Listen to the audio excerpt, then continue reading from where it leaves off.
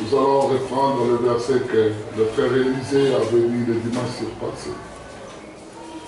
Nous sommes toujours sur les sous-titres des combats. À partir du verset 34,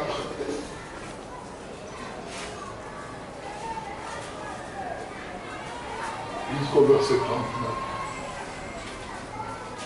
Matthieu chapitre 10, verset 34 à 39.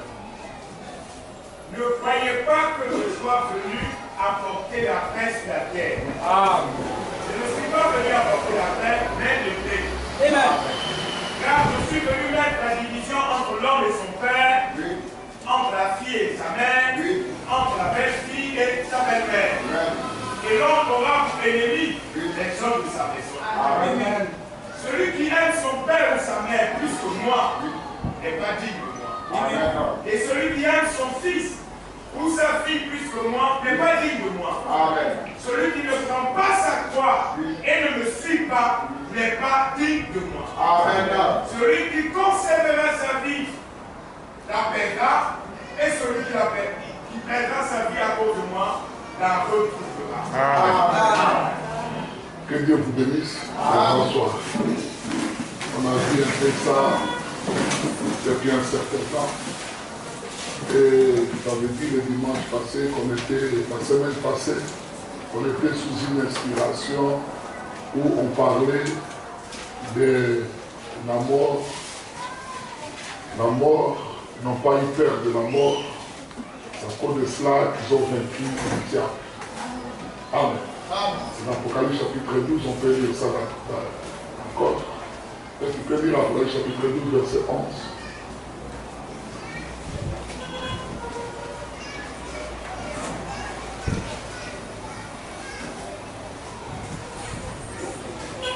La Bible dit 12. Amen. Et ils l'ont vaincu à cause du sang de l'agneau et à cause de la parole de leur témoignage. Et ils n'ont pas aimé leur vie jusqu'à craindre la mort. Amen. Amen. On avait vu le sang de l'agneau et nous avons dit que c'était le message de l'air. Le message de l'air qui est l'amour fraternité. Tu peux effacer le tableau. Nous avons vu que c'était le message de l'air, la 7e pierre, qui devrait être posée sur la pyramide afin que l'amour divin puisse descendre. Nous avons vu que nous sommes les 7e et nous sommes les derniers. Après nous, il n'y aura pas de salut. Amen. Dans le sang de Jésus, le sang de l'agneau ici, nous avons dit que c'était l'amour fraternel. Amen. Donc pour vaincre le diable, il faut d'abord avoir l'amour. L'amour de Dieu dans ton cœur. Il faut aimer Dieu. Amen. Pour vraiment aimer Dieu. Donc tu ne viens pas à l'église à cause de ceci ou de cela, pour un gain sorti du non. Toi tu viens à l'église à cause de Dieu, à cause de l'amour que Dieu a fait pour toi à Golgotha. Et toi en retour, tu veux lui donner aussi ta vie. Amen. Amen. Vous êtes d'accord avec moi, église? Amen. Et si tu viens à l'église pour qu'on puisse prier pour toi, avoir de l'argent, ça ce n'est pas l'amour de Dieu. C'est que tu n'aimes pas Dieu. Donc je viens pour me marier, tu n'aimes pas Dieu. Quand tu viens pour les choses qui sont de ce corps, de ce monde, il n'y a pas l'amour de Dieu dans ton cœur. Amen. Mais il faut venir parce que Christ est mort pour toi à la croix de Golgotha. Amen. Et que tu as eu cette révélation-là dans ton cœur. Comme lui, Christ Dieu s'est fait sacrifice pour moi, moi aussi je vais me faire sacrifice pour lui. Amen. Amen. Amen. Là, c'est une personne qui a compris réellement le pourquoi il est ici. Et il portera cette parole dans son cœur. Peu importe, devant le femme ennemie, elle ne va vaincre à cause de cette parole. Parce qu'il aime une personne plus que la nudité de femme. Est-ce que vous comprenez moi, église? Donc il aime Jésus-Christ plus que femmes. On peut lui donner des milliards d'argent et compromettre la parole de Dieu, mais devant cette parole, il va refuser ce milliard. Parce qu'il aime Jésus-Christ et il connaît ce que Jésus est pour lui. Amen. Cet homme-là qui a le témoignage, qui a reçu le sang de l'agneau, c'est un rouge-gorge. Amen. Toi-même, quand tu marches, le sang de l'agneau se dessine sur toi. Tu as un témoignage de cela. Au quartier, quand on te regarde, on voit que non, ta bouche est pleine de rouge, de sang. Et ton cœur ici, ta poitrine pleine de sang. C'est le sang de l'agneau. Toi, comme tu es un, tu viens de manger l'agneau. Et le sang a collé sur ta poitrine pour témoigner que tu venais de manger. Est-ce que vous comprenez? Et dans ton quartier, tout le monde sait. Quand il voit le sang, il dit que non, cet homme vient de manger. Quand il voit le sang, cet homme vient de manger. Quand il parle, cet homme avait mangé. Est-ce que vous comprenez? Amen. Et toi, quand tu parles dans le quartier, tu n'as pas mangé, toi tu as mangé les fruits. Parce que l'homme ne peut devenir un cœur avec ce qu'il a mangé. Amen. Si tu as mangé le fruit, ça va se détériorer en cellules et ça forme le corps que tu as. Mais si tu as mangé l'agneau, la vie de l'agneau va se détériorer et ça va se manifester. Alors quand Israël était en Égypte, il mangeait l'agneau à l'intérieur et le sang était appliqué dehors comme étant le signe. Pour témoigner qu'à l'intérieur du cœur de cet homme, il est en train de manger l'agneau. Il a accepté le sacrifice. Est-ce que vous comprenez le témoignage? Le témoignage. On avait dit que c'était la deuxième chose. Le témoignage. Le témoignage. Même à l'église, il n'a pas un bon témoignage. Et pourtant, celui qui mange l'agneau doit avoir un témoignage à partir de l'église. Je vous ai dit, si moi je n'ai pas un témoignage de ma femme, c'est que je ne suis pas bon. Si ma femme n'a pas un témoignage de moi, c'est qu'elle n'est pas bonne. Personne d'autre ne peut donner un très bon témoignage de moi que ma femme. C'est elle qui peut donner mon témoignage. Personne d'autre ne peut donner son bon témoignage que moi. Même ses propres parents ne la connaissent pas. C'est moi qui vis avec elle au quotidien et je connais ce qu'elle mange et comment elle agit. Amen. Je sais. C'est moi qui dois rendre le témoignage. Mais si l'homme rend témoignage que ma femme est correcte, ma femme c'est une très bonne femme, c'est que l'extérieur rendra témoignage. Amen. C'est que l'extérieur rendra témoignage. J'ai dit à des hommes qui ont crié à la parole de Dieu, je ne dis pas aux présenteurs, qu'il fait cacher la nudité de sa femme, qu'il fait quand même couvrir le mal. On ne couvre pas le mal quand on est chrétien. Un chrétien, c'est celui qui ouvre le mal. Et qui expose cela, afin que Dieu puisse les corriger. Quand tu vois un chrétien cacher le mal, c'est qu'il n'est pas.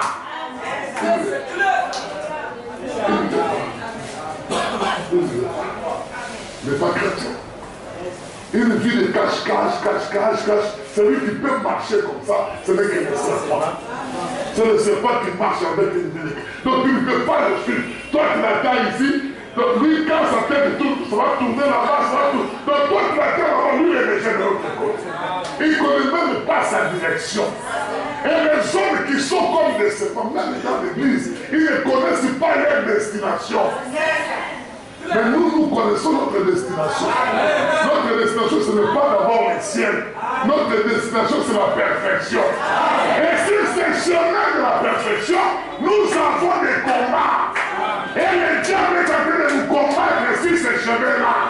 Amen. C'est pourquoi nous devons combattre et le vaincre. Mais comment le vaincre, Seigneur? Il dit non, c'est simple. Portez tout simplement mon sang.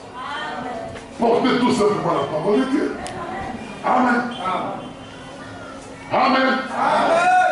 Et avant le témoignage, de toi, il dit, ils n'ont pas aimé leur propre vie.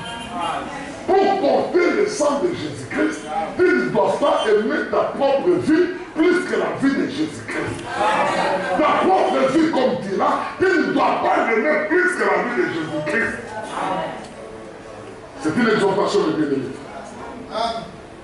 Quand tu viens à l'autel pour prier, pour savoir réellement que tu aimes Jésus-Christ, il faut regarder ce que tu fais. Pourquoi tu te mets à genoux ici? Quand tu gênes, même en secret, tu gênes pour quelle raison? Quand tu pries pour quelle raison? Il y a des raisons que l'homme doit gêner. Il gêne pour sa propre vie, ou bien il gêne pour le baptême du Saint-Esprit. Mais toi, tu gênes pourquoi?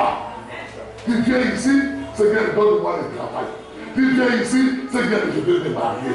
Tu viens ici, Seigneur, je vais finir ma maison. Tu viens, c'est à cause de ça que toi tu viens. Des motifs égoïstes. Seigneur, protège-moi contre les sorciers de ma famille. Seigneur, ils veulent me tuer. Mais qu'ils te tuent. Ça, c'est mon petit égoïste. De véritables motifs égoïstes. Dieu n'est pas dedans. Mais quand est-ce que toi tu vas porter ta croix, donner ta vie pour lui et aller au calvaire? Madame dit que chacun de nous doit avoir son calvaire. Il doit avoir un jour au calvaire où il est crucifié à la croix à cause de Jésus-Christ, non à cause du monde. Beaucoup de gens souffrent à cause du monde.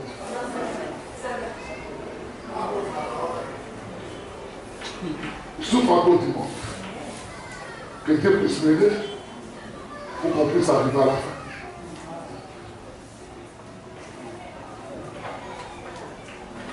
Aujourd'hui, je parlais par le prédicateur là, au bureau. Johnson m'a dit non, c'est bien, mais parfois tu prends des sujets, tu ne finis pas, tu prends un autre sujet, tu prends, il dit non. Frère Branham, William Aron Branham, il disait que l'amour rédempteur restera mon cœur jusqu'à la fin de ma vie. Amen. Tout ce que Frère Branham avait prêché, que le lever du soleil, c'est tout ça, c'est pour amener l'amour dans le cœur. Tout ce que Frère Branham dit, c'est pour amener l'amour de Christ dans notre cœur. C'est que nous devons tomber amoureux de Jésus-Christ. Amen. Amen. À tel point que nous-mêmes nous sommes devenus sacrifices pour lui. Amen. Amen. C'est là où il dit, si quelqu'un ne prend pas sa croix, donc pour prendre la croix, tu regardes d'abord le chemin que tu vas suivre. Avant que Jésus ne puisse prendre la croix, Dieu lui avait montré d'abord le chemin à Gethsémani. La nuit, Dieu lui a montré la coupe, les conséquences, comment il devrait vivre. C'était à lui d'accepter ou de ne pas accepter. Maintenant, toi aussi, quand tu viens à l'église, avant de prendre ta croix pour aller au calvaire, Dieu doit te montrer quelles sont les conséquences. Ce n'est pas facile de prendre la croix et d'aller à Golgotha. C'est pourquoi vous trouvez qu'il y a moins de gens qui seront sauvés. Parce qu'au moment de prendre la croix, les gens rejettent la croix. Il dit, c'est très difficile. Amen. Il dit que c'est très difficile. Il dit que si, quand tu peux lire ça qu'on fait Matthieu chapitre 10, partie du verset 38. Ne croyez-vous pas qu'il soit venu pour apporter la paix sur la terre? Non. Jésus n'est jamais venu apporter la paix. Il dit, je suis venu apporter, je ne suis pas venu apporter la paix, mais l'épée. L'épée, c'est pour la guerre. C'est pour combattre. Amen. Donc l'amour de Dieu, c'est l'épée que Dieu nous donne pour aller combattre. William Aron Branham était rentré à Saint-Denis au Canada. Ce sont des choses qu'on va voir ça plus clairement. Mais là, je prends comme un exemple. Aujourd'hui, on passe. Quand il est parti, il s'est mis à genoux pour prier. Pendant qu'il priait, il a vu l'épée descendre du ciel et l'épée rentrait dans sa main droite. On dit que l'épée du roi, l'épée du grand roi. Et si on avait dit que c'était l'épée d'un roi, j'allais comprendre. Mais l'épée du grand roi, ça veut dire quoi? Grand roi, c'est Dieu. Et quand il a regardé, il dit que l'épée était juste correcte dans ma main. Vous savez, cela voulait dire quoi? Il dit quand il est descendu, cela veut dire que c'était là, le troisième pour l'ouverture de la parole. Amen. L'épée. C'était la parole qui a été donnée au cœur. Troisième poule, c'est l'ouverture de la parole. Christ lui-même pour venir combattre. Josué avait marché, première poule, colonne de fer. Après la circoncision, colonne de fer. Mais troisième poule, la Bible dit que Josué avait circoncis le peuple. Et il a mis les cas en ordre. Josué s'est retourné pour regarder devant. Il n'a pas vu la colonne de feu. Il a vu un homme avec l'épée dans sa main qui était descendu pour vaincre. Vous comprenez? Mais la question qu'on doit se poser, mais cet homme-là qui est apparu à Josué, il est parti où après? À Josué. Il est parti où après? Quand Josué combattait les Philistins sur la montagne de Gabaon, Josué regarde que le combat est devenu raide. Josué regarde et dit, soleil, je t'arrête sur Gabaon. Qui a arrêté le soleil? C'est l'ange. C'est cette personne-là qui avait vu Josué. Et qui Josué avait dit, qui était maintenant devenu un avec Josué. C'est lui qui a arrêté le soleil. Et c'est là que nous avançons. Afin que cette personne, cet ange qui a conduit William Alon maintenant, puisse devenir réalité à nous.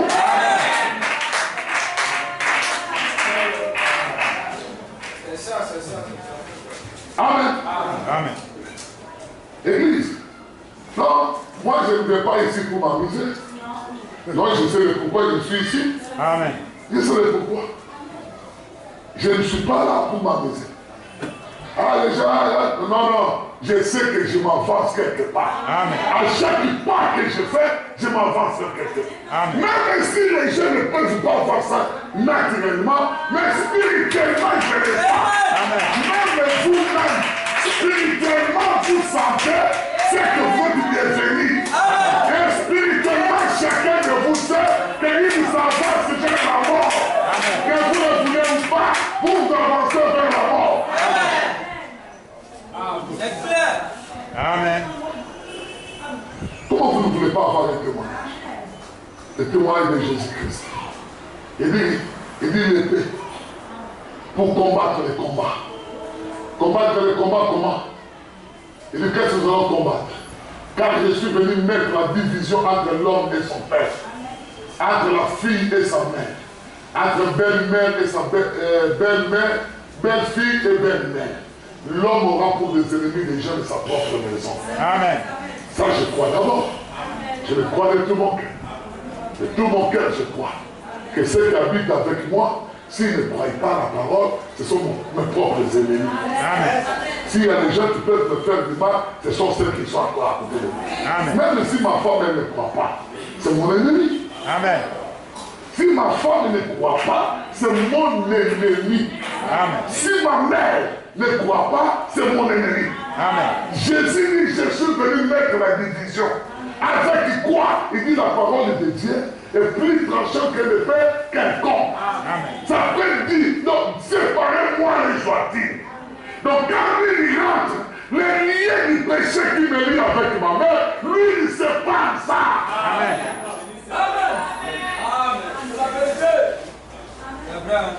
Vous êtes avec moi, Église? Amen. C'est un sacrifice. Un véritable sacrifice. Amen. Un véritable sacrifice. Frère, lisez, tu peux venir, frère. On va lire une petite phrase de frère Branham. Enlève tout ça. Il n'est pas venu avec l'ordinateur. C'est quand le frère vient avec son ordinateur qu'on est trop rapide.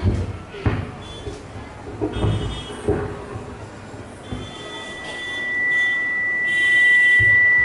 c'est ça, c'est toujours un peu.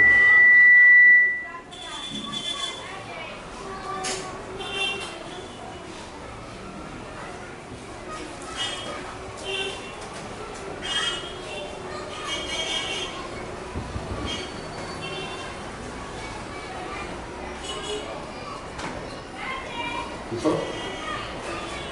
Voilà, paragraphe 112. Ouais.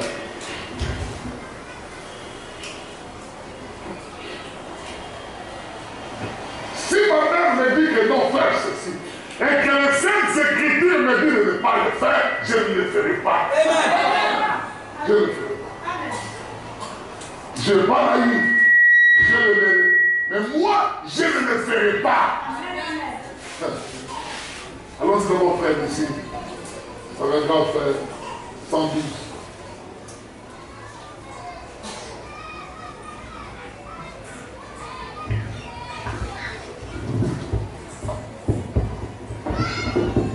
Les feuilles qu'on vous a données là pour les chansons, je vais regarder soigneusement.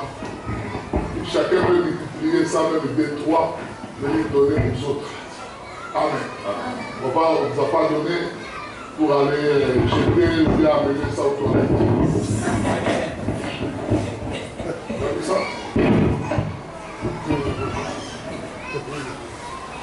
Ouais, laissez-moi là.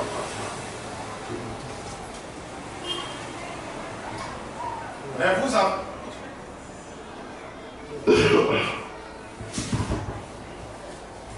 Mais vous avez négligé les grandes choses. Vous avez négligé les grandes choses. C'est cette vie de sacrifice à soi. Cette vie de sacrifice pour soi. D'être sacrifice pour soi. Pour qui? Pour le Seigneur Jésus-Christ. Ils n'ont pas aimé leur propre vie. Comme Jésus lui-même, il n'a pas aimé sa propre vie. Et il a livré sa vie pour toi. Toi aussi, il ne faut plus aimer ta propre vie. Il faut la livrer pour Jésus. Et qui est Jésus? Jésus est la parole.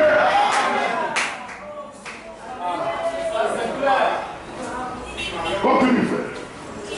Que Dieu vit en vous de faire automatiquement ce qui est bien.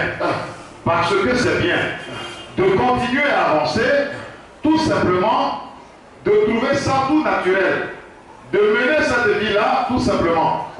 Alors vous regardez, vous voyez ce qui se passe. Simplement, vous êtes la grande route. C'est ça que le calvaire a signifié pour vous. Sur la grande route qui a été ouverte ce jour-là pour vous. Pour vous, donc, le calvaire signifie pour nous que Christ s'est sacrifié pour nous. C'est là où nos péchés ont été marqués. C'est là où notre vie mortelle a été changée en vie éternelle. C'est là, au calvaire.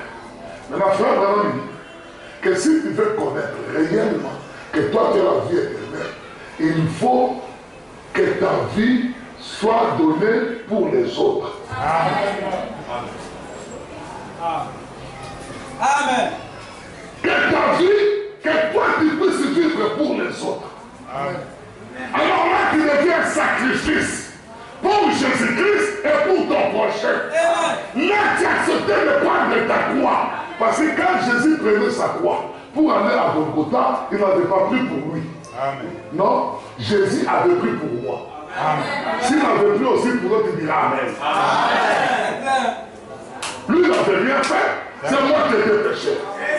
Amen. C'est moi qui avais péché. C'est moi qui ai adulté. C'est moi qui ai manqué. C'est moi qui ai tout. Amen. Et c'est moi, comme Frère Branham le dit dans la prédication, il dit la loi du péché, c'est la mort. Et je suis condamné à mourir. Et lui dit non, cette mort ne va pas mourir.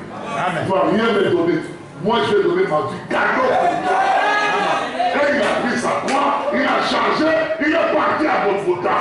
Et il dit que maintenant, si vous voulez me suivre et avoir la vie éternelle, donnez votre vie pour les autres. C'est ça l'amour véritable. C'est ça l'amour véritable. C'est ça l'amour véritable. Toi, tu donnes l'amour pour qui? Ta fille, tu donnes ça pour qui? Pour l'argent. Toi, tu crois que ton travail que tu fais là peut te donner la vie éternelle? Non. L'argent ne ferait que te donner l'enfer. Les femmes à qui tu te sacrifies là, ils te donneront que l'enfer. Les hommes pour qui tu te sacrifies, ils t'emmèneront qu'à l'enfer. Réellement à l'enfer. L'enfer existe. Ne croyez pas que l'enfer n'existe pas. L'enfer existe. Là, nous sommes toujours, ils n'ont pas aimé leur propre vie. Frère, un instant, frère. Là, paragraphe 85. Écoutez maintenant les jours du calvaire de Jésus. Il n'a pas aimé sa propre vie. Toi, tu aimes ta propre vie. Quand tu es habillé, tu vois que non, tous les mois, nous sommes rien, c'est toi. Donc tu vois que non, c'est toi la finalité. Tu aimes ta propre vie même plus que la parole. Tu aimes ta propre vie plus que ton mari. Tu aimes ta propre vie plus même que ta femme. Tu aimes ta propre vie plus même que tes enfants. Tu aimes ta propre plus. Chose étonnante, il y a des gens qui aiment leur propre vie plus que Dieu. Mais ce sont les chrétiens, ils viennent prier. Ils viennent prier. Les véritables chrétiens. Ils viennent dans l'église prier. Nous aimons Dieu, nous aimons Dieu. Allons-y, frère. Bon, la première chose que je veux dire, c'est que Jésus n'a jamais vécu pour lui-même. Jamais. Sa vie a été consacrée aux autres. Jésus n'a jamais vécu pour lui-même. Mais il dit, si vous voulez être comme moi, si vous voulez me suivre, donc être comme moi, prenez votre croix comme moi. Amen. Ne vivez pas pour vous, mais vivez pour eux. L'église répondait quand même. Amen. Il n'a dit pas Élisée, vis seulement pour ta famille. Non. Toi et ta femme et tes enfants. Non! Jésus avait toute une famille. Maman était là, papa là, et ses frères et sœurs. Mais il n'a jamais vécu pour eux. Il a vécu pour tout le monde. Amen. La Bible dit que car l'amour de Dieu est venu sur la terre, car Dieu nous a aimés, afin que quiconque vit comme cet amour-là, il puisse réellement avoir la vie éternelle.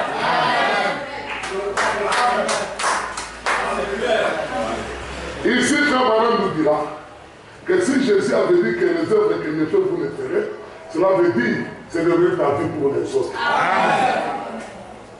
Pas de se critiquer les uns les autres. Bouche bas. Quand on regarde même, tu as déjà parlé de 4 frères. Tu as déjà parlé de Saint-Michel. Tu as déjà parlé du pasteur. Tu as touché les gens. Tu as touché les administrateurs. Donc ta bouche, donc le sang qui est sur ta bouche, c'est le sang de Caïn. C'est ça, appuie à ma soeur. Frère, lui, bien aimé, C'est que Jésus n'a jamais vécu pour lui-même. Sa vie a été consacrée aux autres.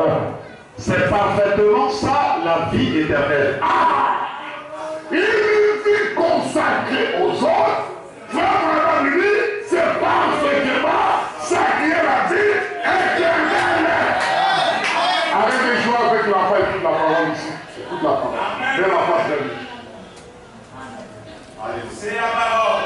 Amen et On amen. ne veut pas jouer avec les enfants ici. Ici, on veut écouter la parole ici. Allons-y.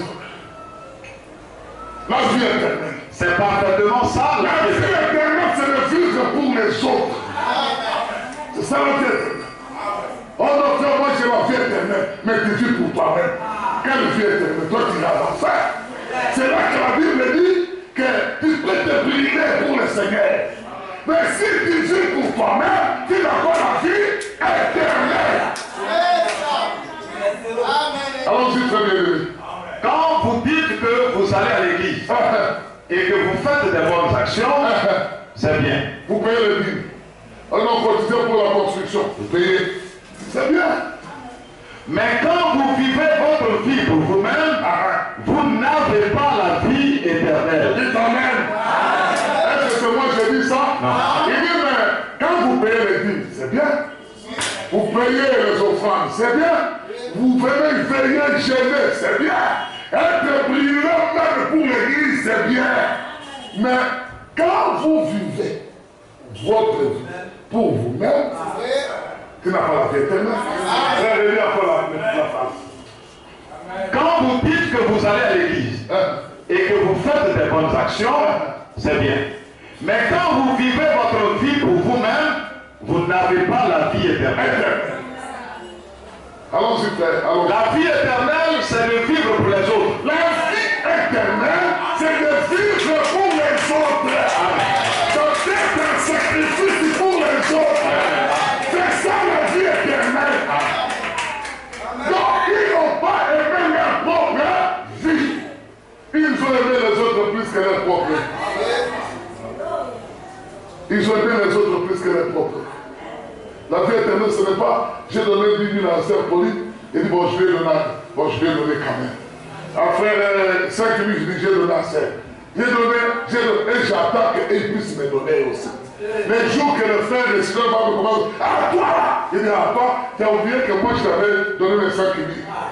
Je n'ai pas la vie éternelle. Je n'ai pas la vie éternelle. Le bonhomme me dit ici, c'est ta main gauche. La vie, écoutez très bien, la vie éternelle, ici ta main gauche. Fais une offrande et ta main droite ne puisse pas le savoir. Il dit, mais si cela connaît, c'est que tu n'as pas la vie. Amen. Oh non, prêche-nous le mystère. Ça d'abord.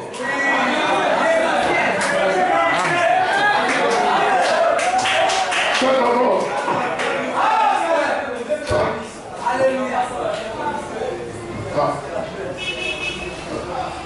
Bien.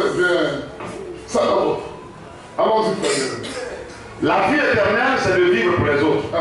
C'est ce qu'elle a prouvé quand elle est venue dans l'agneau de Dieu. Il vivait. Et il avait la vie éternelle parce qu'il ne vivait pas pour lui-même. Non.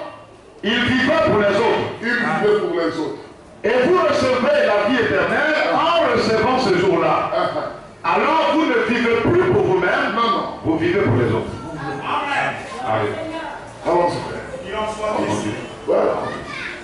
Quelqu'un disait, comment pouvez-vous laisser des gens vous traiter de tous les noms comme ça? Les gens t'insultaient. Les gens parlaient mal de toi. Comment toi tu peux laisser les gens parler mal de toi comme ça? Allons-y, frère. Vous ne vivez pas pour vous-même. Vous vivez pour les autres. Pour pouvoir racheter cet homme-là, vous devenez des fils. Et le problème, c'est que l'Église l'a oublié. Qu'ils sont des fils. Vous êtes un fils. Vous prenez la place de Christ. Amen. Vous êtes un fils, alors vous ne vivez pas pour vous-même. Vous vivez pour les autres. Les gens t'ont insulté, mais tu m'as dit, elle a dit, ici là-bas, il parle mal de toi. Mais toi, tu vis pour elle. Qu'est-ce que tu feras? L'amour interviendra. L'amour pardonne. Parce que tu es un enfant de Dieu. Quand les gens parlent mal de Jésus, que Dieu le secoue. Il est ceci. Tu as fils de champagne. Tu as fils sanitaire. C'est comme ça. Jésus n'a jamais répondu. Parce qu'il vivra pour ces gens-là. Mais toi, quand on parle le fait mal de toi, on peut te toucher ici, même si c'est la vérité. Tu fais sortir tes griffes. Mais tu vis pour toi-même. Tu veux te défendre toi-même. Tu veux te sauver toi-même. Mais nous croyons le vrai Golgotha.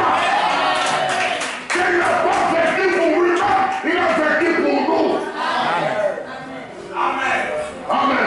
Allons-y, frère bien-aimé, allons-y.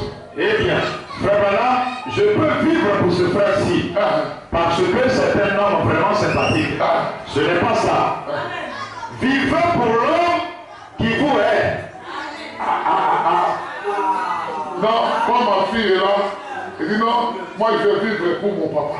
Je vais servir mon papa. Frère Branham me dit non, ce n'est pas ça.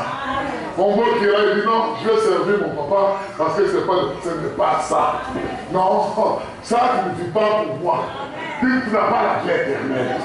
Dis amen. Tu n'as pas la vie éternelle. Je ne dis pas que ma fille et mon beau n'ont pas la vie éternelle. Non.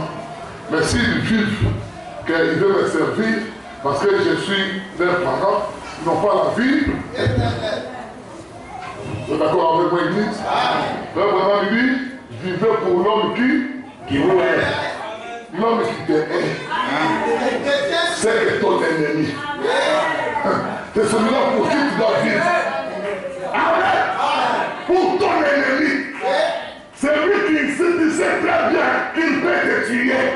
Continue la phrase, frère. Vivez pour la personne qui vous tuerait si elle le pouvait.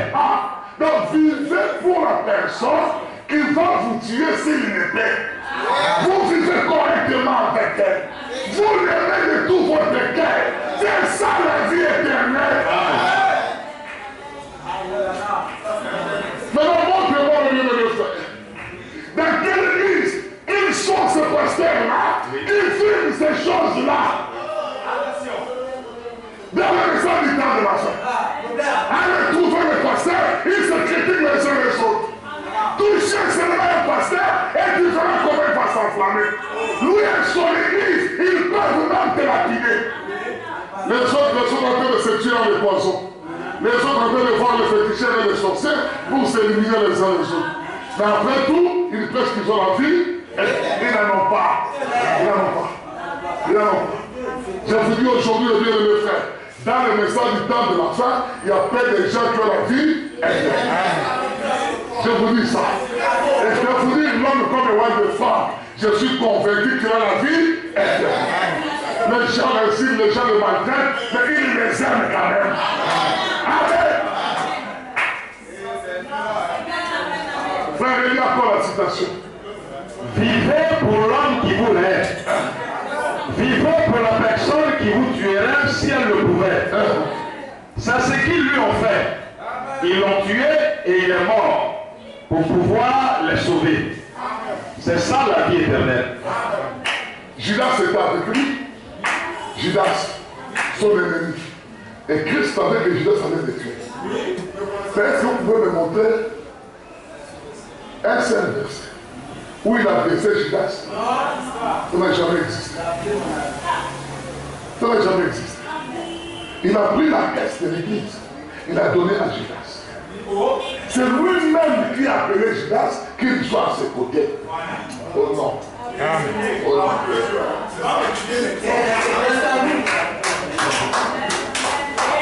Ce sont des choses simples quand vous les entendez, mais c'est très profond.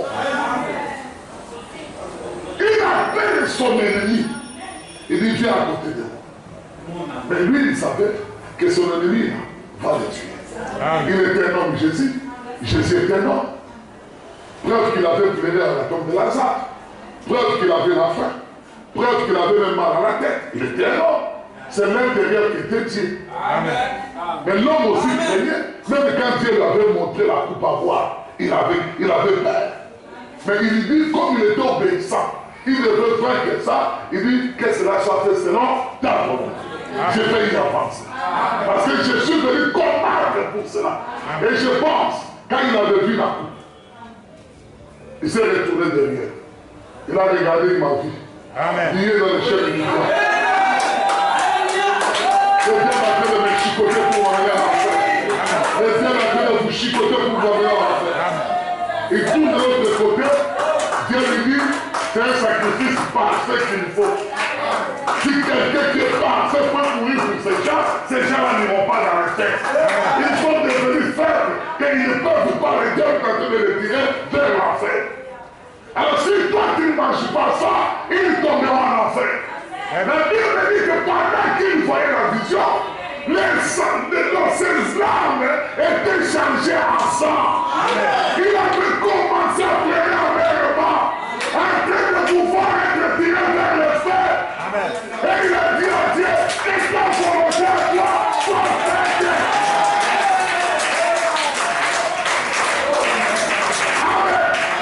Il n'a pas accepté la mort à cause de lui. Il n'a fait rien fait. Devant le diable, il les a demandé qui peut m'accuser du péché. Et personne ne pouvait l'accuser du péché. Personne. Mais pourquoi il est mort? À cause de toi et moi. Il n'a pas vu sa propre vie comme quelque chose. Il t'a vu toi plus que sa propre vie. C'est que lui, il avait la vie éternelle. Maintenant, si toi tu veux avoir la vie éternelle, tu dois voir ta vie rien devant sa vie. Rien devant la vie de tes frères. Amen. Allons-y, frère. Nous, c'est ça que vous avez dans votre cœur. Alors vous vous dirigez vers le ciel. Mais vous sacrifiez les choses qui vous appartiennent. Vous les abandonnez. Vous les abandonnez. Comme le mouton donne sa laine. Pour ce qui est en vous, vous abandonnez pour vos frères. Vous abandonnez ça. Ce n'est pas un problème. Et quand tu abandonnes, tu oublies. Tu ne vas plus venir, Seigneur, tu vas j'ai abandonné. C'est à cause de ça que j'ai abandonné. Non, quand tu abandonnes, c'est avec un cœur sincère. Amen. Avec un cœur sincère. Allons-y, frère. Vous regardez plus loin en direction du calvaire. J'espère que ceci vous aide à vous positionner. C'est ça que le tabernacle, c'est ça que tous les gens doivent faire. Il faut trouver ce que vous êtes. Et quel est le but? L'église, il ne s'agit pas d'aller à l'église. Non, non. Rien que pour jouer de la musique et de chanter des cantiques. L'église est un lieu de correction. De correction. Le jugement commence par la maison. L'église ici. Amen. Nous devons nous regarder comme morts et comme vivants pour Christ. Donc on se regarde comme étant mort dans le monde. On te regarde comme étant mort dans le monde. Pardonne-moi l'expression. On te prend, on te met au milieu de femmes prostituées. Mais tu es toi, tu es mort. Amen. Un cadavre ne peut pas faire quoi que ce soit. Amen. Mais toi, tu es vivant. Tes mains commencent à aller déjà de côté. Mais tu es vivant. Tu vis pour toi-même. Les désirs là que toi tu as, ce sont tes propres désirs à toi. Ce ne sont pas les désirs de Dieu. Ce ne sont pas les désirs de Dieu. Tu fais satisfaire ton corps. Les choses graves. Que ce corps ici, ce n'est que ces éléments. Ces corps ici aux États-Unis, ils ont mis ça dans un four pour faire sortir les choses qui étaient dedans. Ils ont dit que c'est $2,60. 15 600 francs. C'est corps ici. Les corps que vous obéissez à tout moment. Même de ces 4 matins, ce corps va t'abandonner. Mais la personne intérieure, celle qui est ton âme, et qui quand même dit lui il fait des songes. Pendant que ce corps est fatigué, lui il fait des songes. C'est cette personne qui a besoin d'être sauvée. C'est cette personne qui est la parole de Dieu. Et il doit recevoir la parole de Dieu.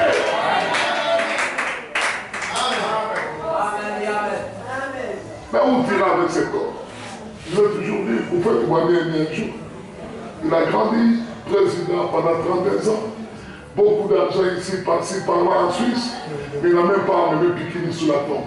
Amen. Rien, absolument rien. Aujourd'hui, si on va le déterrer, on trouvera que pour la chair est devenue déjà poussière. Parce que la peau a été embaumée.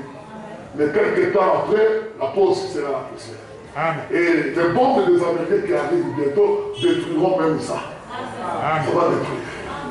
Les Mobutu, ils ont dit, ah Mobutu, Mobutu. Les gens chantaient, ils s'appelaient Mobutu, c'était comme ça veut dire éternel. Éternel, il a atterri au Maroc. Par 6 personnes de la gloire. 6 personnes. Et une personne, quand il venait, tout le monde chantait, les gens dansaient. Atterré 6 personnes. C'est vrai. Les Congolais vont pisser aussi, ça tombe aujourd'hui. Moi, j'étais au Maroc.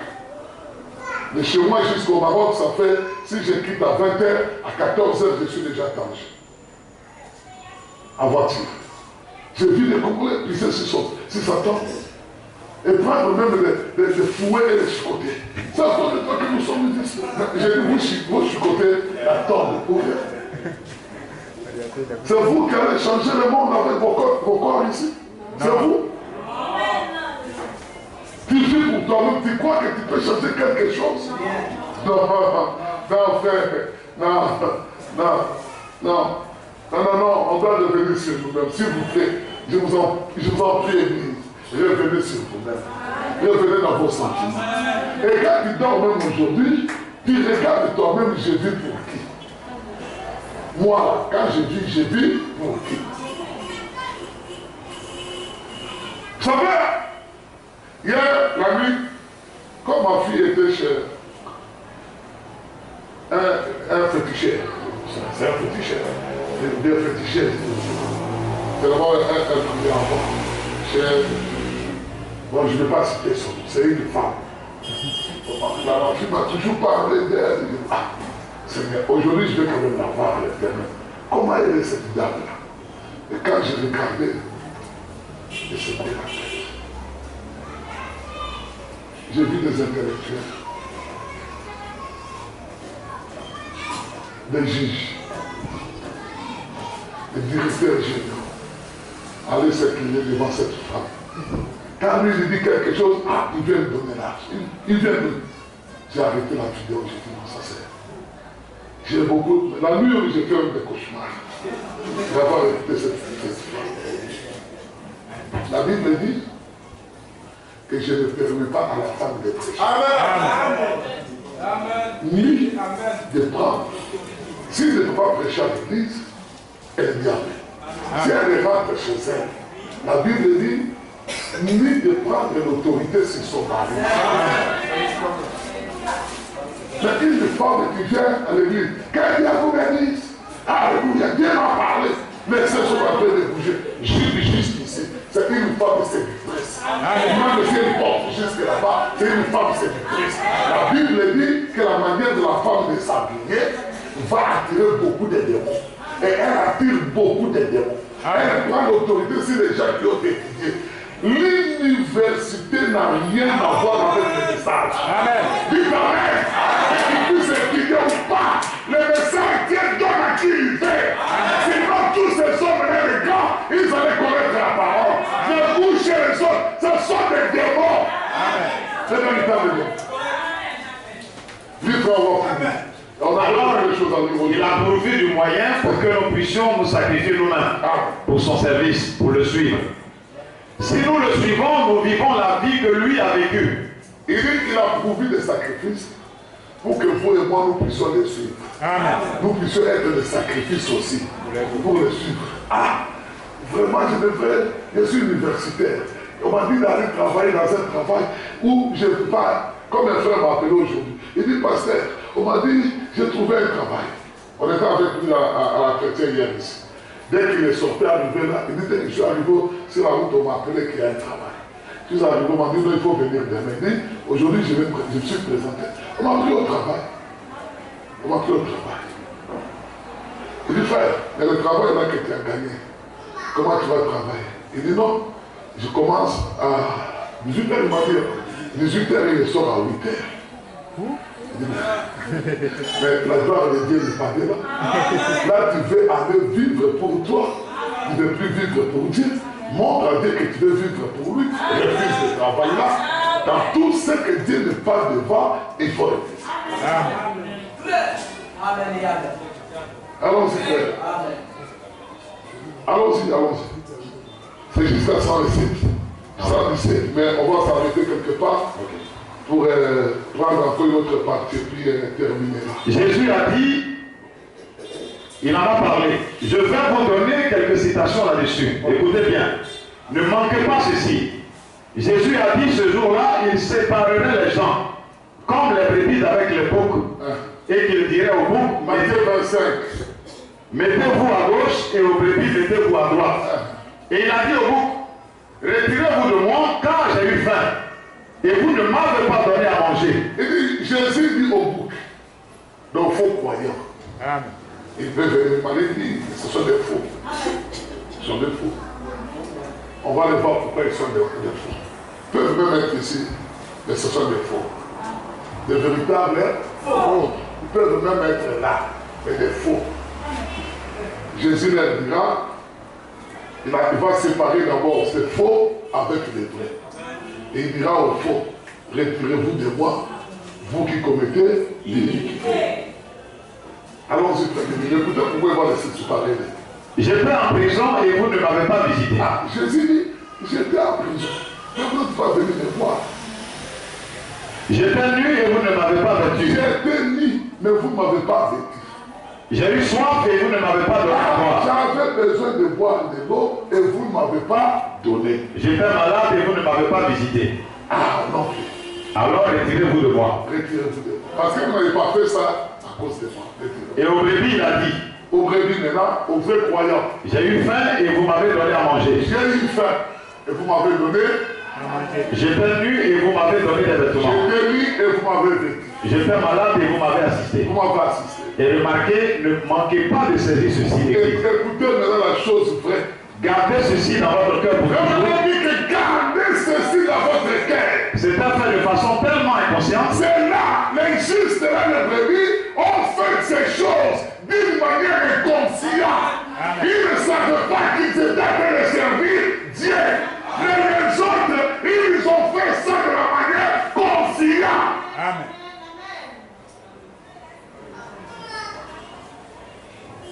Les gens ne le font pas par devoir. Un homme qui vous donne quelque chose parce que c'est ce qu'il doit faire, un homme qui vous donne à manger parce que c'est ce qu'il doit faire, il a une conception égoïste. Égoïste. On peut aller là-dessus. Il dit quelqu'un qui vous donne quelque chose parce qu'il doit donner à faire de part. Il dit j'ai des motifs égoïstes. Des motifs égoïstes. Que ma fille puisse me pardonner. Je vais prendre son exemple. Si elle va se fâcher avec son mari, c'est un problème. Comme je suis là, je suis des enfants. S'il ne nourrit pas, parce qu'ils doivent le faire, ce sont des motifs égoïstes. Après, ils vont murmurer. Ils vont murmurer. Par des motifs égoïstes. Est-ce que vous comprenez?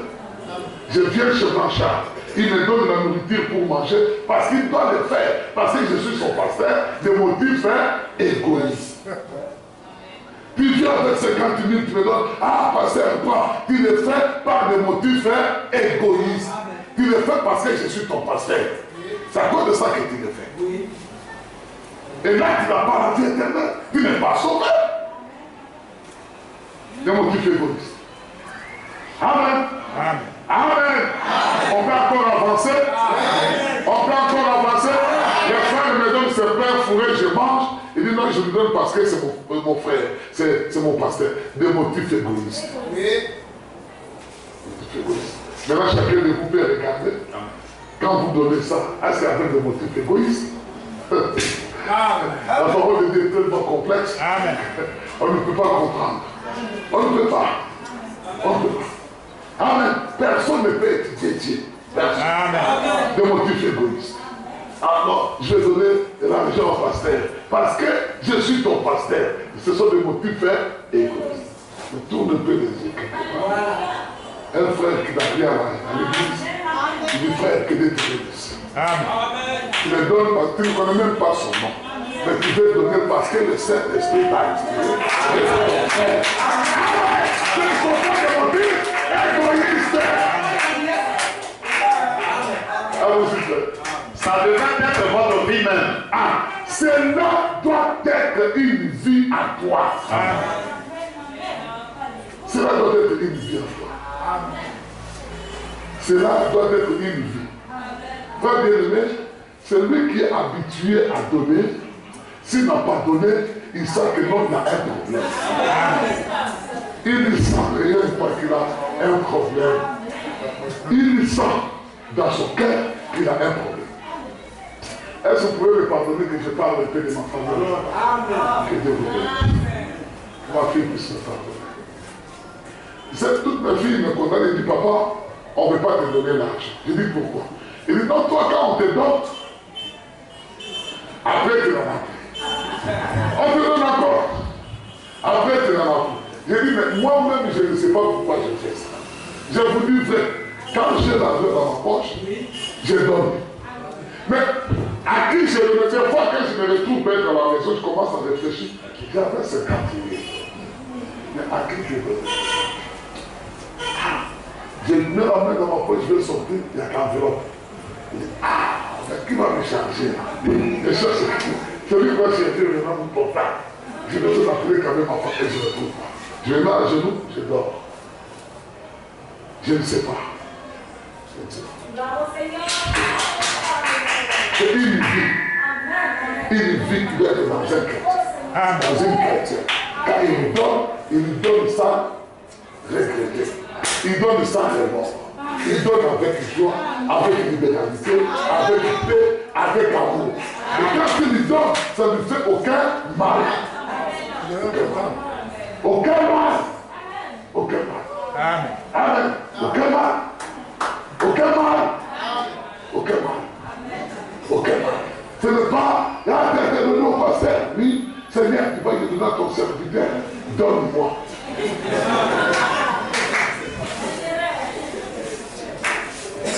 Amen.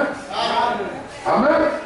Maintenant, eux qui m'accusent là, mes accusateurs, je peux dire mes accusatrices. Eux-mêmes aussi, ils sont de la même manière. Eux-mêmes, ils sont comme ça. Et puis bon, même moi, vous ne me donnez pas compte de mes raisons. Donnez-moi aussi. Parce que la Bible dit que le sang qui coule dans le vin des pères couleront sur le vin des enfants. Si le sang de Jésus-Christ coule en toi, tu auras la même vie que Jésus-Christ. Parce que la vie se trouve dans le sang. Amen. Allons-y, frère. Ces brebis-là, ça les a tellement étonnés qu'elles ont dit, Seigneur, quand as-tu eu faim et que nous n'ayons pas voulu te donner à manger? Quand as-tu eu faim et t'avons-nous donné à manger? Quand étais-tu nu et t'avons-nous donné des vêtements? Quand as-tu eu soif et t'avons-nous donné à boire? Quand étais-tu malade et t'avons-nous assisté? C'était fait tellement authentiquement par amour. C'était tout simplement ta vie qui vivait en eux. Oh Dieu! C'était la vie de Christ qui était en eux, qui le poussait à le faire. Amen. Allons-y, frère de Oh Dieu, permets que les gens voient ce que le Calvaire a fait pour nous. Il permet que les gens puissent avoir les yeux du cœur et voir ce que l'œuvre du Calvaire est pour nous. Ce qu'il a fait pour toi, il s'est donné gratuitement, sans besoin de toi, ni de ton aide. Mais toi, pour faire quelque chose pour l'un de ces plus petits, il y a des conditions à faire. Des conditions ici, conditions là, il entre ici, tu descends, toujours des conditions. Ça, c'est le raisonnement. Amen. Frère, maintenant, on va parler ici. Allons-y, frère. Quand ça, Seigneur, nous ne l'avions jamais su. Regardez ça. Jésus s'est retourné et a dit, toutes les fois que vous avez fait ces choses à ceux-ci, c'est à moi que vous les avez faites. Amen. Une vie dépourvue d'égoïsme. Une vie dépourvue d'égoïsme. De vouloir s'emparer de la gloire. Je suis arrivé à ma bébé, pendant que je me promenais avec ma femme, une femme vient, il me dit, oh pasteur, moi j'avais peur, il dit, c'est elle est venue chercher le problème avec ma femme, comment elle va me saluer comme ça? Elle m'a embrassé, ma femme était restée à côté après des regards. Sœur, moi je ne te connais pas. Il dit, non, pasteur, ne faites pas ça. Il dit, mais où je te connais? Il dit, tu connais derrière son conseil? Il dit, oui. Il dit, mais il y avait quelqu'un qui faisait des voitures de fil de fer hein, derrière là-bas. Oui, j'ai dit, oui. Il dit, on habitait avec lui ensemble. Il dit, ah, le monsieur, je le connais, mais toi, je ne te connais pas. Il dit, quand je suis venu te voir, tu m'avais dit, quand je suis venu te voir que non, mes parents se sont décédés, tout ça, tu m'as dit, non, t'en fais pas. Je vais t'aider, tu vas aller à l'Europe. C'est toi qui m'as aidé, je suis arrivé ici.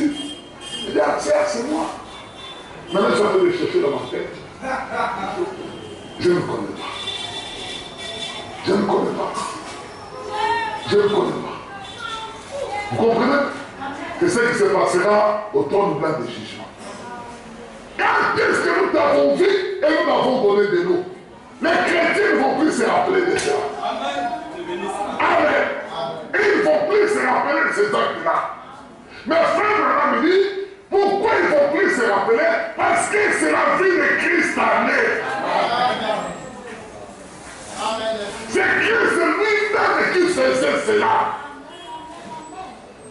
Allons-y, frère. Non pas après réflexion. Non pas après réflexion. Non pas d'y réfléchir. Non. David est venu me voir. Ah, pasteur, donne-moi 10 minutes. Ah, David, toi aussi, 10 minutes. Je commence à réfléchir. J'ai 10 minutes. Je vais réfléchir.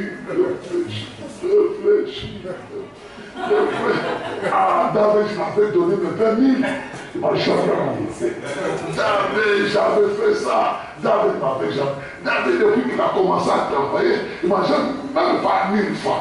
Un jour, je suis parti, là c'est le raisonnement. Un jour, je suis parti de les voir que David, j'ai un problème sérieux et j'ai quand même l'ordonnance. David m'a dit que vraiment, mon frère, je n'en ai pas.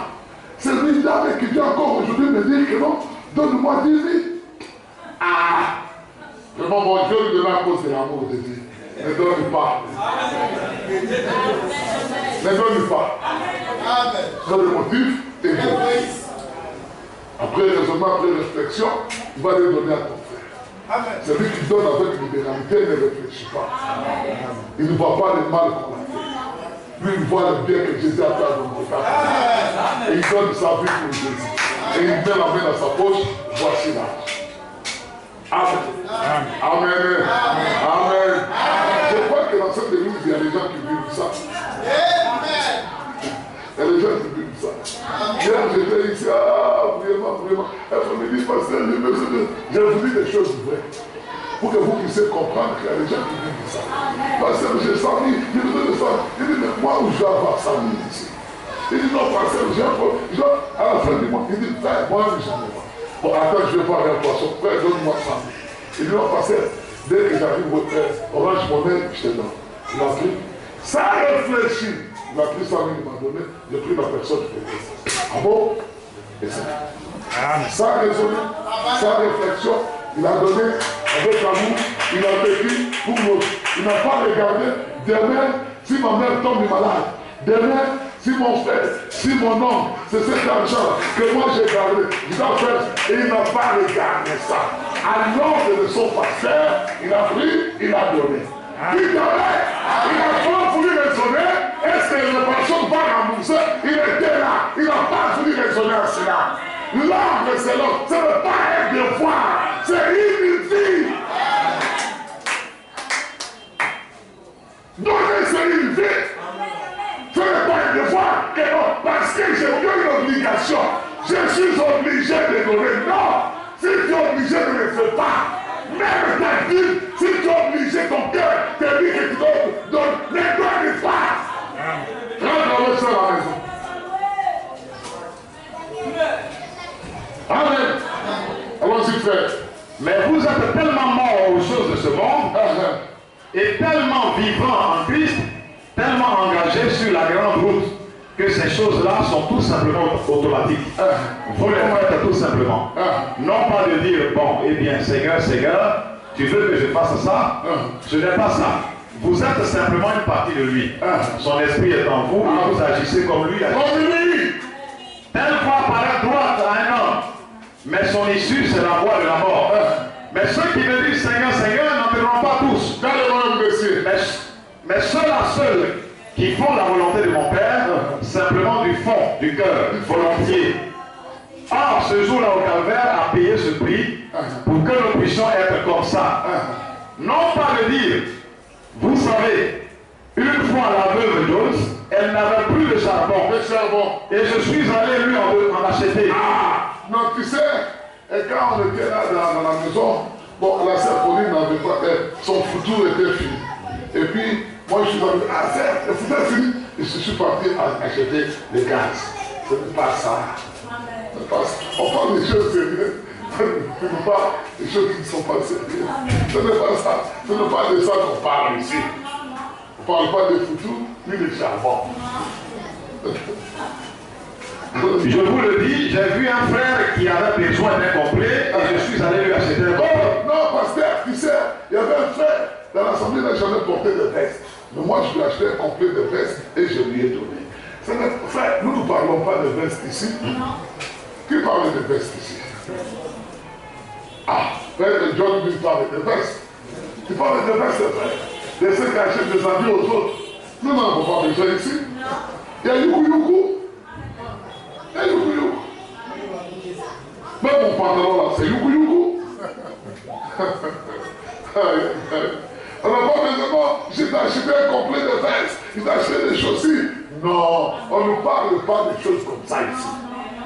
On va parler peut-être dans les bureaux, dans les christianismes célestes, dans les œuvres de mission, dans l'église protestante méthodiste, dans les catholiques, chez les musulmans, chez qui encore Fausse-Coin, qui encore Assemblée de Dieu. On va parler des choses comme ça, ils vont t'applaudir. Ici, nous n'applaudissons pas ça. Les jours que tu viendras avec un témoignage, tu te bénisses. Frère, que Dieu vous bénisse. Vous savez, moi, j'ai vu qu'il n'y avait pas de plafond à l'église. J'ai donné 10 millions pour mettre les plafonds. Dès que tu finis, on va t'appeler. Frère, les 10 millions sont encore à la banque.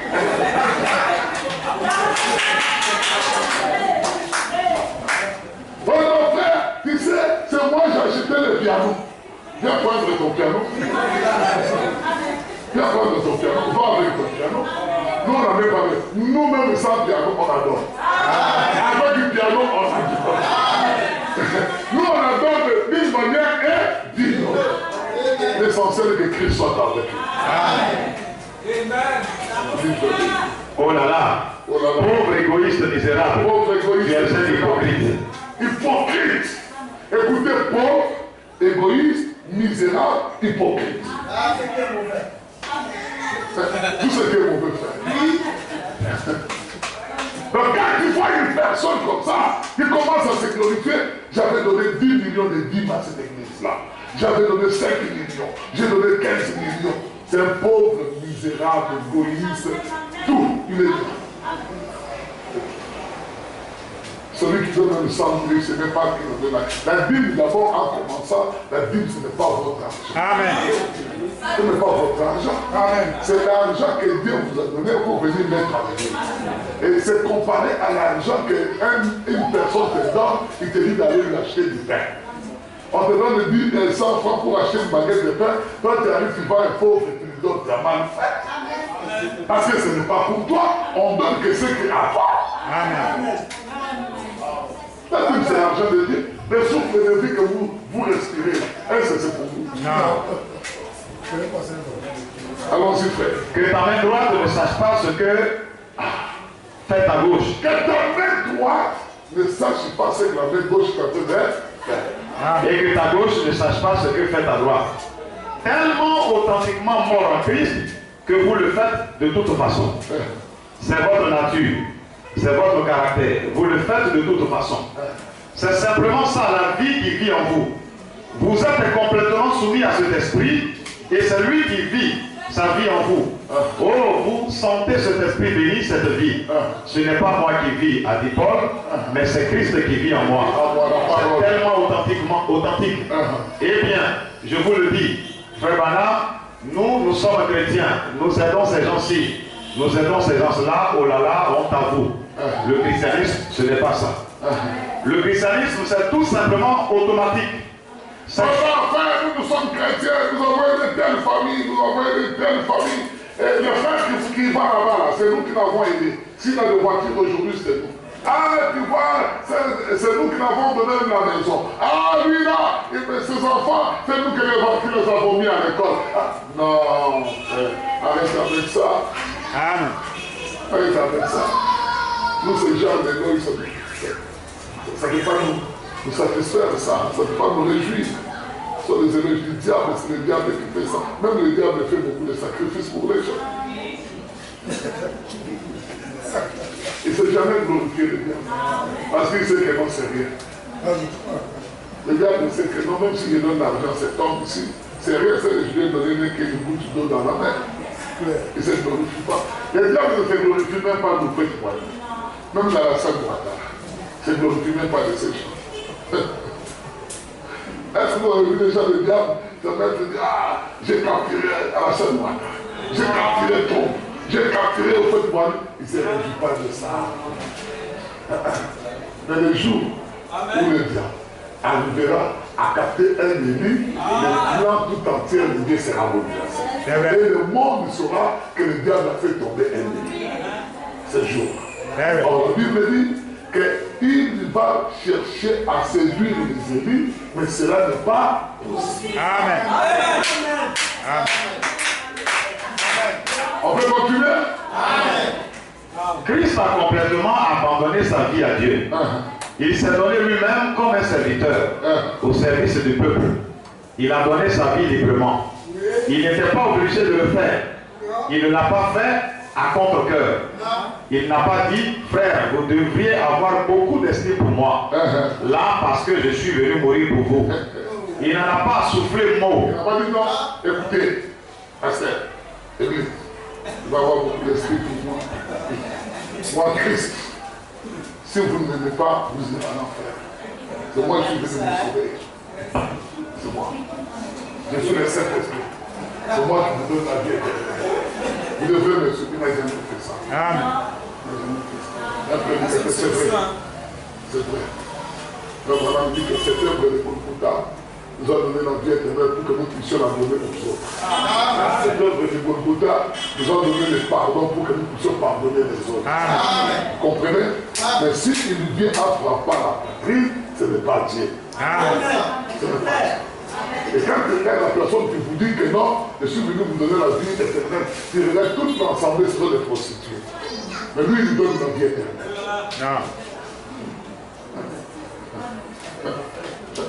Toute l'ensemble, quand ils commencent à boire, ce sont des gros trous. C'est comme si on versait du pierre dans leur cœur. Donc on peut verser même casier dans une personne, ce sera jamais plein. Ils peuvent emmener toute l'église devant la plage. À la plage. Les donneurs de vie éternelle. Ils voient la plage, les sœurs avec des gîtes. Tu sais qu'une femme, quand elle rentre dans l'eau et qu'elle sort, les habits sont collés. Donc cela fait dessiner sa féminité. Le pasteur, c'est vraiment de bien marcher là. Là, tu es bien. Pasteur a militaire. Et puis tu verras les brebis entre eux. Et ils peuvent se toucher. Frère, je suis contre. Très contre. Qu'un frère puisse toucher une femme mariée. C'est de la dictée en puissance. Donc on a dit que c'est de la dictée en puissance. Très contre. Qu'un frère puisse marcher avec une femme mariée, main dans la main. C'est de la dictée en puissance. Amen. Dites Amen l'église. Il n'y a pas question de fraternité du monde ici. Ici nous sommes des chrétiens. Et nous devons vivre le christianisme. Amen.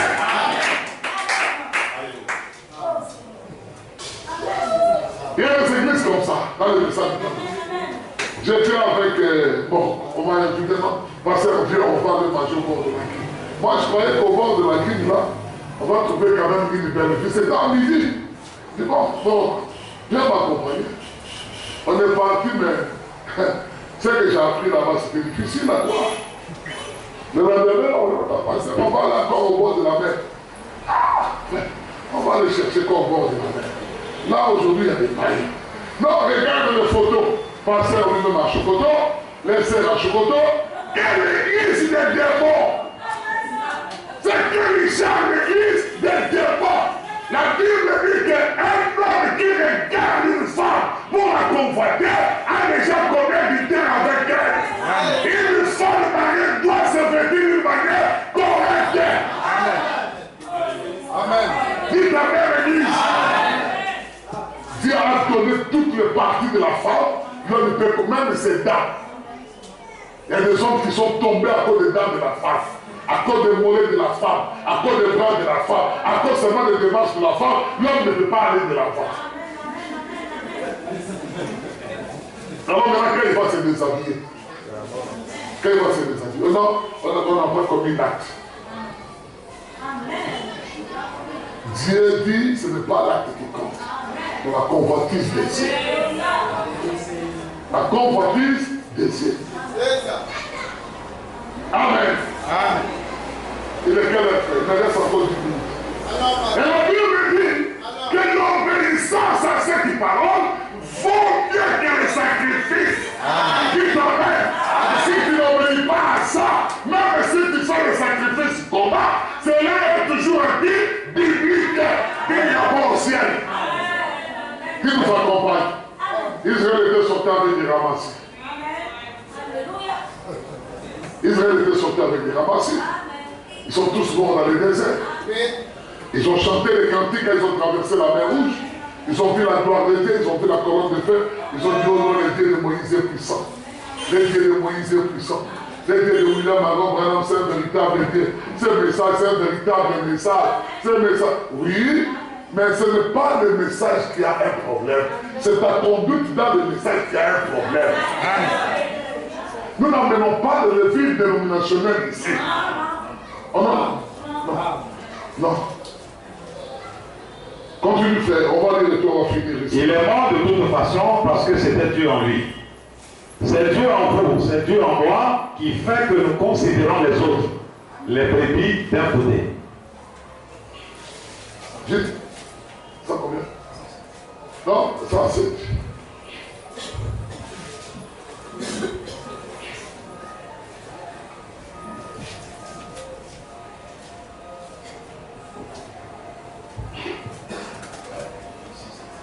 Oui, 6 et 807.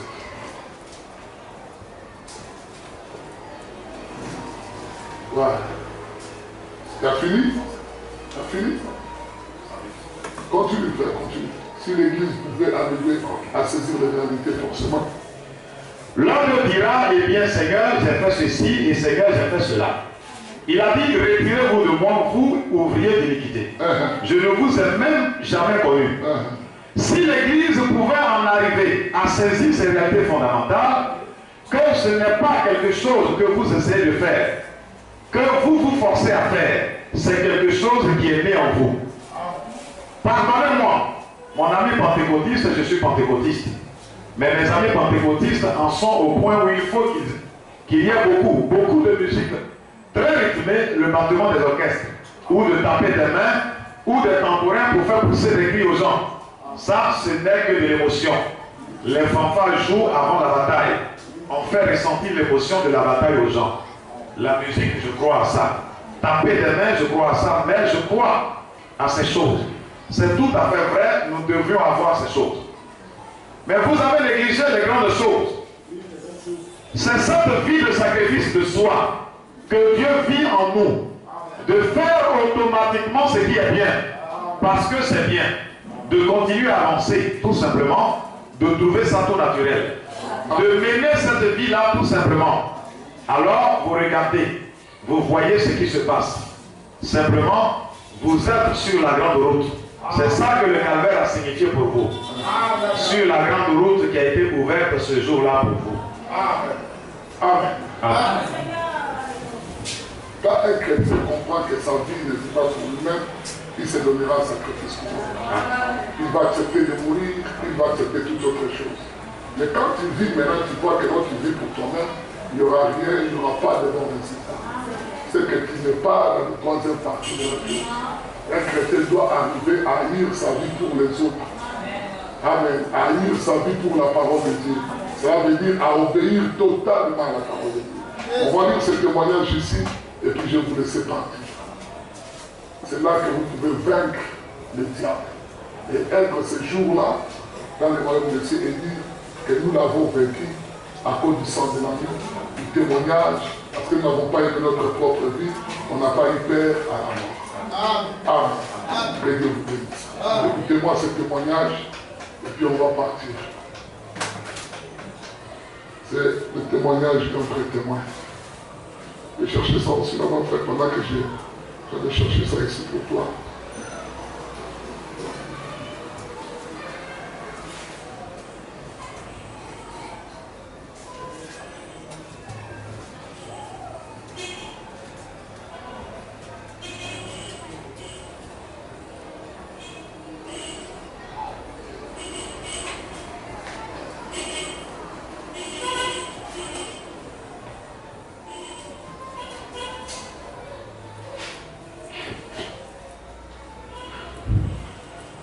commence ici. J'ai trouvé ça ici. Jusqu'à 201. 194 jusqu'à 200. Combien c'est différent? Combien c'est différent avec l'église d'aujourd'hui? Alléluia. Combien c'est différent de cette première église? Ils n'avaient aucune de ces choses-là à dire. Ils n'avaient aucune de ces choses que nous venons de lire là à dire. Mais ils avaient été remplis. Ils étaient remplis de l'énergie, d'une énergie, d'une puissance du Saint-Esprit. une puissance du Saint-Esprit Qui les avait affranchis du péché qui les répandait en eux et de la mort. et qui. Regardez à combien, frère bien-aimé. Je vais pas dire quelque chose que le frère de n'a pas dit. D'une énergie, de puissance Du Saint-Esprit. Qui les avait affranchis qui du les péché avait affranchis et de la mort. qui les avait affranchis Du péché et de la mort. péché et de la mort. Donc, eux, pour eux, la mort n'était absolument rien. C'est pourquoi Paul pouvait se tenir, il dit mort, où est ton aiguillon? Mort, où est ton aiguillon? Parce que Christ avait déjà pris l'aiguillon. Paul savait que non, je vais aller me reposer, mais la mort ne peut pas me reposer. Dans la mort, il dit à la fin, il dit que la mort me gagne. Donc, mourir, c'est un gain pour moi. Amen. Mais le chrétien d'aujourd'hui qui puisse tomber un peu malade, il va venir ici. On va l'amener à l'hôpital, ici, on va l'amener là-bas. Mais l'apôtre Paul, lui, ne savait pas ça. Amen. Aucun chrétien de l'Ancien Testament n'a vécu ça. Aucun. Parce qu'ils avaient une telle énergie dans leur corps qu'ils dégageaient que le diable ne pouvait pas les attaquer. Mais ils savaient que le seul ennemi à vaincre, c'était la mort. Amen. Et l'apôtre Paul avait franchi cette porte-là. Il dit, oh toi mort, où est ton aiguillon? Tu peux me prendre aujourd'hui, mais demain je serai ressuscité. Alléluia. Un chrétien croit comme ça. Il n'a pas peur de la mort. Allons-y, frère. Qui les avait affranchis du péché et de la mort. Ils n'étaient pas dénominationnels. Non, non. Ils avaient un amour de Dieu brûlant dans leur cœur. L'amour de Dieu brûlait dans leur cœur. Ce n'était pas l'amour des choses du monde. Ce n'était pas l'amour des choses du monde. L'amour de l'argent. L'amour de biens matériels. Ils n'avaient pas ça dans leur cœur. On avait lu Hébreux 11. Et ils avaient l'amour de Dieu dans leur cœur. Ils voulaient connaître Dieu et communier avec Dieu. Voilà la première des choses qu'un chrétien doit avoir dans son cœur. Et même Dieu plus que toute autre chose.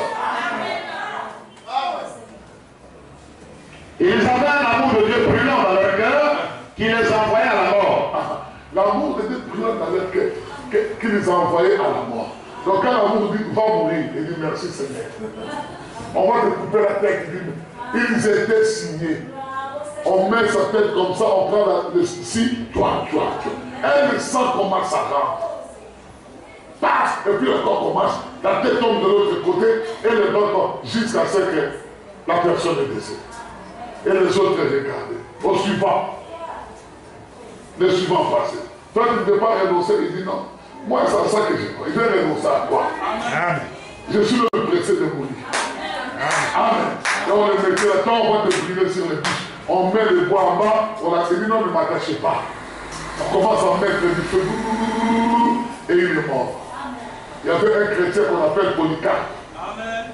Polycarpe, ils étaient en Lyon avec Irénée, le deuxième messager. Moi, j'ai vu la tombe d'Irénée. J'ai vu là où Polycarpe habitait, où Irénée habitait à Lyon. C'est là où j'habite. Polycarpe, on l'avait arrêté. On l'a mis sur les bûches. Après la mort de Jean, c'est lui qui a écrit l'Apocalypse. Les disciples que Dieu aimait beaucoup, c'est Polycarpe qui était resté le pasteur de l'Assemblée d'Éphèse. On l'a arrêté, on dit non, toi, tu es le successeur du sorcier, là, on va te tuer. On l'a mis sur les bûches, ils ont mis le feu. Pendant qu'ils ont mis le feu, ils ont piqué l'épée. Et l'eau qui sortait a été le feu qui était là. Ils ont tout fait pour le brûler. Polycarpe les a traités. Non. Mettez-moi les revolvers. Ils ont pris les revolvers, ils ont tiré. Quand ils ont tiré, la colombe est sortie de l'autre côté. Polycarpe est tombé. Mais où sont ces chrétiens-là aujourd'hui? Tu peux appeler l'église, viens les tuer. Où sont-ils aujourd'hui? C'est Polycarpe qui a dit aux Romains, mais tirez ici. Quand ils ont tiré, la colombe est sortie de l'autre côté. Ils n'avaient pas peur de mourir. Les chrétiens d'autrefois. des témoignages qu'il avait portés. À cause de Jésus-Christ. Quand il regarde tout simplement ce que Jésus a fait pour elle, il dit, mais qu'est-ce que je peux faire à Dieu? L'argent que je peux lui donner, ça ne vaut pas vraiment ce que je peux lui donner. Seigneur, je vais t'offrir mon corps, t'offrir mon âme, t'offrir mon esprit. Je vais mourir à cause de toi. Et ils ont accepté de mourir à cause. Donc quand ils étaient arrivés devant le diable, tout le monde ici crée la mort. Mais eux ne craignaient pas la mort. Amen. À tel point que le diable les a tous tués. Pour les effrayer, mais personne n'a été effrayé. Ils ont accepté de mourir comme ça. Amen. Aujourd'hui, vous verrez un frère. Il dit non, il accepte la mort. Mais pour servir le Seigneur, il doit venir à l'église, d'abord son travail qu'il fait. Parce qu'il dit, ah, si je ne vais pas au travail, comment je vais vivre? Si je ne vais pas au travail, comment je vais vivre à la maison? Si je ne vais pas, bon, aujourd'hui je peux m'absenter, mais il n'est pas un chrétien, il n'a pas la vie éternelle. Il n'a pas la vie éternelle. Un homme qui a la vie éternelle ne réfléchit jamais. Un homme qui a la vie éternelle ne réfléchit pas. On arrive à la fin, continue, frère Bénédicte.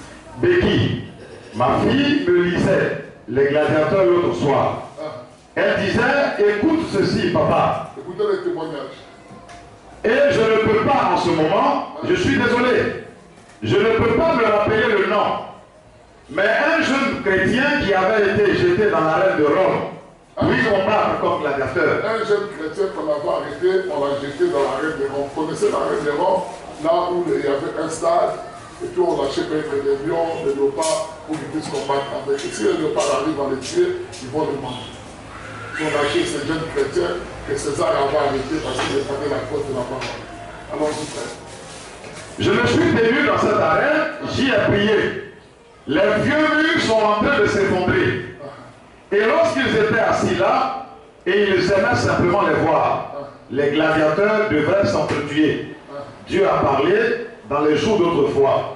Ils se rencontraient et s'entretuaient tout simplement et c'était tout. Dieu était contre cela. Et un de ces courageux, un des tout premiers signes du christianisme était qu'il refusait de tuer un homme. C'est vrai.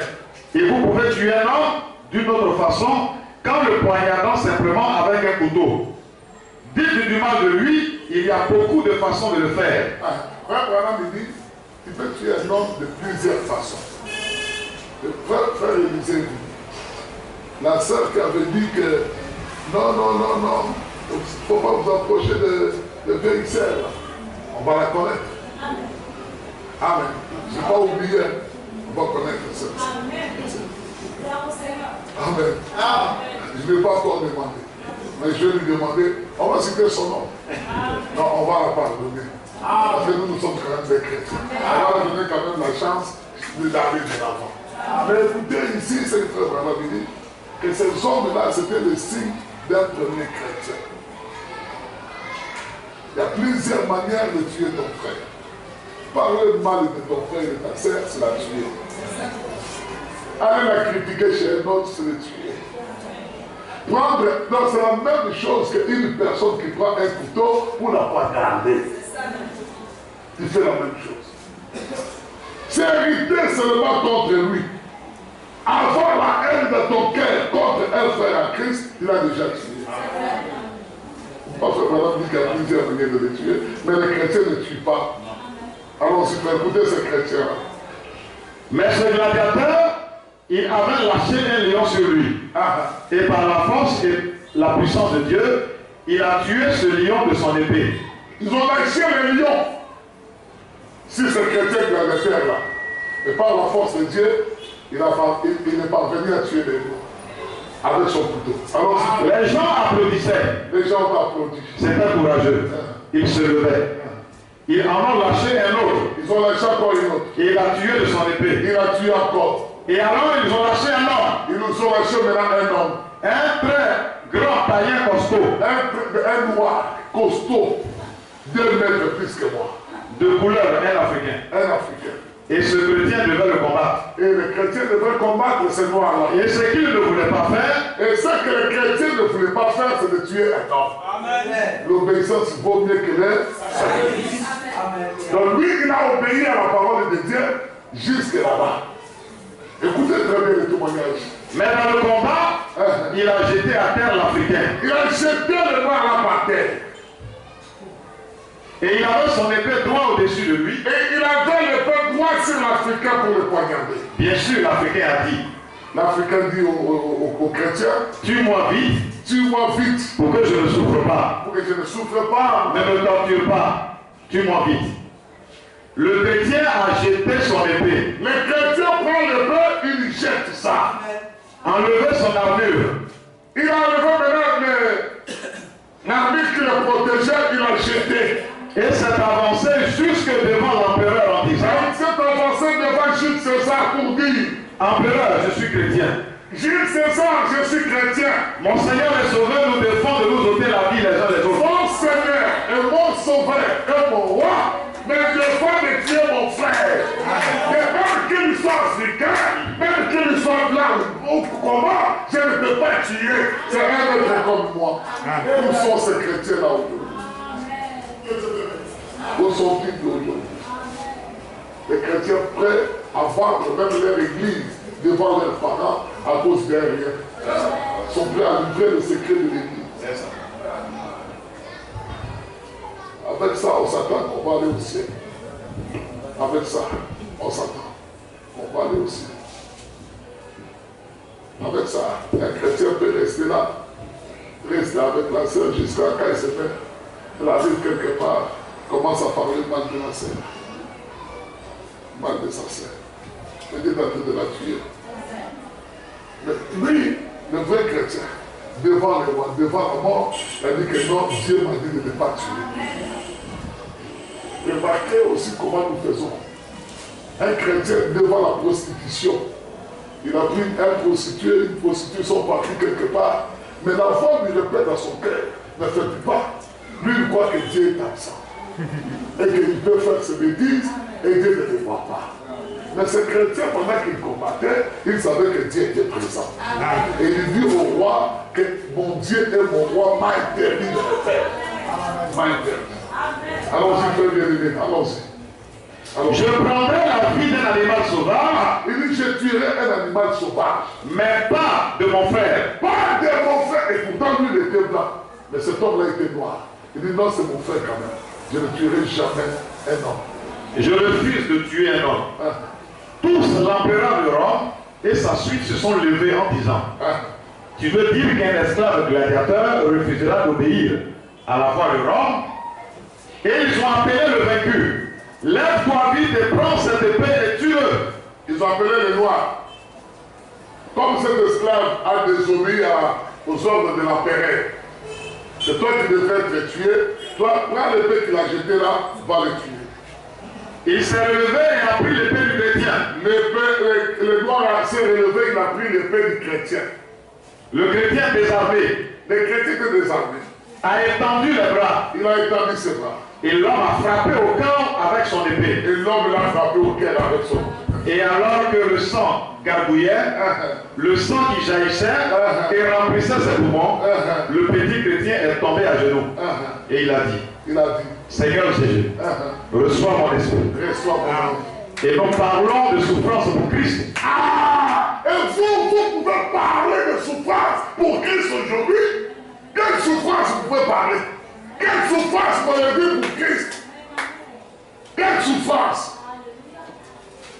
Dites-moi, comparé à cet homme, c'est quelle souffrance avez-vous vu pour Christ? Dites-moi. Quel sera notre témoignage? Quel sera notre témoignage vis-à-vis de lui? À côté de celui d'un tel homme. À côté de cet homme-là. Ô foi de nos pères, Pourrions-nous s'asseoir à côté de lui? toujours vivants, malgré le donjon, la flamme et l'épée. C'était des hommes pour qui le fait de confesser Christ signifiait la mort. Amen. Qu'avait-il été? Ils avaient reçu le témoin. Ils étaient remplis du Saint-Esprit. Du Saint-Esprit. Les premiers chrétiens n'avaient pas peur de la mort. Non, non, ils n'avaient pas peur de la mort. Après cela, l'Empire romain a vu qu'ils avaient quelque chose de spécial. Qu'est-ce qu'ils ont fait? Ils l'ont pris pour eux. Et petit à petit, ils en ont fait une dénomination. Mais ils ont vu à partir de ces chrétiens-là que les chrétiens avaient quelque chose de spécial. Amen. C'est que ce qu'ils doivent faire, c'est de prendre le christianisme et que le christianisme soit pour eux. Parce que le christianisme a quelque chose de spécial. Pas une dénomination, pas de raisonnement. Mais le christianisme, c'est quelque chose de mystique. Vous savez de la faire. C'est le christianisme. Allez-vous vous mettre à genoux? Ou bien s'asseoir sur le trône avec les saints qui ont donné leur vie à cause de Jésus-Christ? Vous qui mangez paisiblement, qui vous promenez paisiblement, qui roulez dans vos voitures paisiblement, amen, qui travaillent paisiblement comme vous voulez, allez-vous vous comparer avec ces chrétiens d'autant qui ont tout abandonné pour lui, et sans réfléchir et sans raisonner, et ils ont accepté de mourir afin de vaincre le diable. Mais vous, si on peut compter les gens qui ont vaincu le diable, ils sont peut-être 2 ou 3. Amen. Ils sont 2 ou 3. Nous qui prétendons connaître Christ aujourd'hui, avons-nous ce témoignage-là? Avons-nous vraiment le sang? Le sang, nous en avons. Parce que la Bible dit que le sang sera répandu dans le monde entier afin de servir le témoignage. Le sang n'est pas venu pour sauver tout le monde. Le sang est venu pour condamner les autres et sauver les autres. Il sera mon témoin devant le Seigneur. Amen. Il sera mon témoin là, en haut. Il sera mon témoin devant le Seigneur.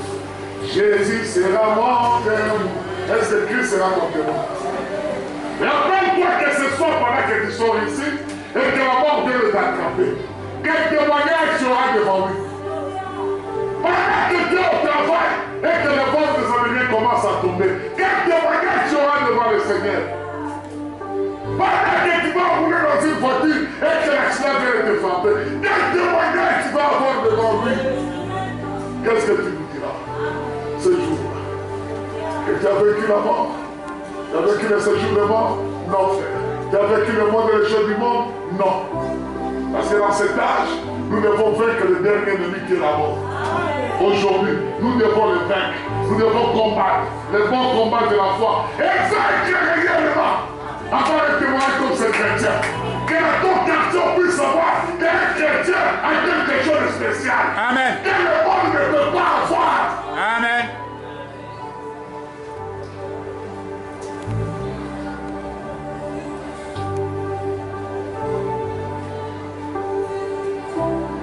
Est-ce que tu attends l'écrit? Est-ce que tu attends vraiment l'écrit? Est-ce que tu attends vraiment la dernière trompette qui est en train de sonner? Qui deviendra après une ombre, ça sera ensuite comme un ruisseau. Enfin c'est la présence des bien-aimés, car je marche sur les boulevards, alléluia, en partance pour la Jérusalem en haut. Oui, je marche sur les